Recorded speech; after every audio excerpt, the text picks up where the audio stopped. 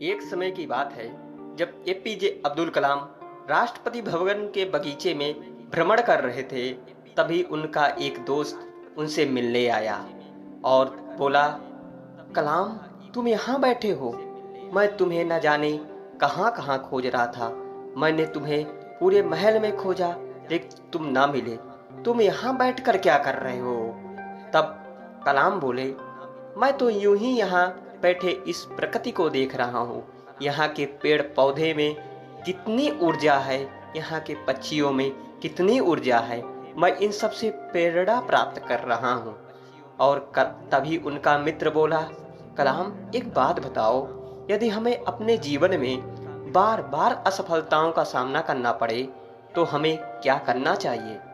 उन्होंने कहा, हमें समझना चाहिए कि हमारे अंदर कुदरत द्वारा भय से भरा भाव होता है तथा उसके साथ ही इससे लड़ने की ताकत भी होती है, जिससे भय पर विजय प्राप्त की जा सकती है।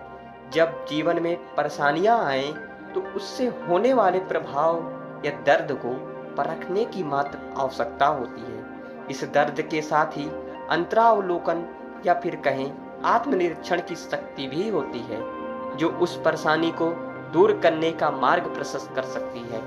हमें सबके जीवन में एक दिव्य शक्ति विद्यमान होती है जो हमें एक नकारात्मक क्षणों में तथा दुखों के पलों में उबरने की शक्ति देता है।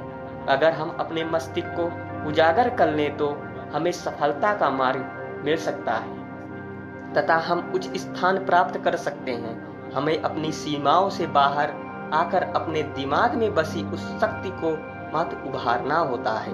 इससे हमें खुशी व शांति दोनों की प्राप्ति हो सकती है। जब मैं भी परेशानी से घिरा हुआ रहता हूँ तब भी यह कल्पना मेरी हिम्मत को बढ़ा देती है।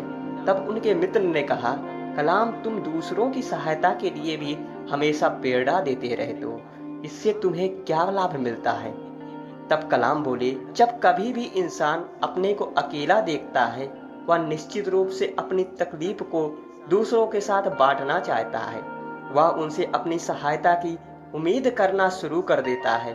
कोई भी नई परेशानी या नई तकलीफ अपने लंबे समय तक नहीं रहती है, वह अपने साथ मदद की भी लेकर आती है।